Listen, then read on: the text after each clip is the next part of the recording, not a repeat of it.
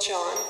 I'm also really curious about, I mean, you've been doing this for, how long have you been doing this? PsycHacks has been about 3.5 years now. PsycHacks I know, because I've seen you elsewhere discuss that, but your practice as well. I got licensed, I think, in 2016, so it's been 8 or 9 years as a licensed psychologist, and then several years before that for my training. So the reason I asked that is because would you be able to pull apart the most common things that you see where you're just like, every time you see, you're just like, dude, why are you doing that? Why the fuck are you, why can't you stop doing it? Like they just like each generation or each group of guys is continually doing this. And if you could just tell guys to stop doing these 3 to 5 things, regardless of what they look like or what they're doing, they would be better off. Yeah, I made 2 episodes on this subject, one for the 2 sexes. So there's one that says women do the right things with the wrong men, and the other one is that men do the right things with the wrong women.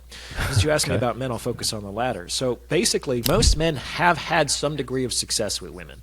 They've had some interest in women. Maybe even they've had the experience of being pursued for a relationship by a woman. It's just never the woman that they really want to be pursued by. But like, why does that keep happening to so many guys? Well, how do those men act around those women? Kind of indifferent. Like, they're certainly not pursuing them or hitting them up. They're kind of like, take it or leave it.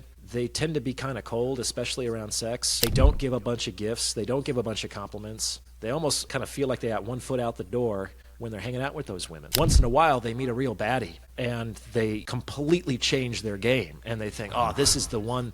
I can't let her get away. I got to tell her exactly how beautiful she is and how much she means to me and try to lock her down into a relationship as quickly as possible. That baddie is more in your mind than in objective reality. And it's not like the 9s are a different species than the 6s. Like, what works on women as a species on the population level. So all those things that guys were doing with the women that they could kind of take or leave, they also work on the really attractive women.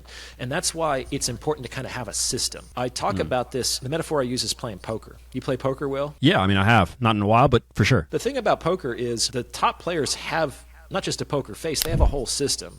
They'll look at their cards for 4 seconds, put them down, shuffle their chips 3 times, and then make a decision to either fold, raise, or call. And they do that every time, no matter what their cards look like. Because most hands you don't play in poker.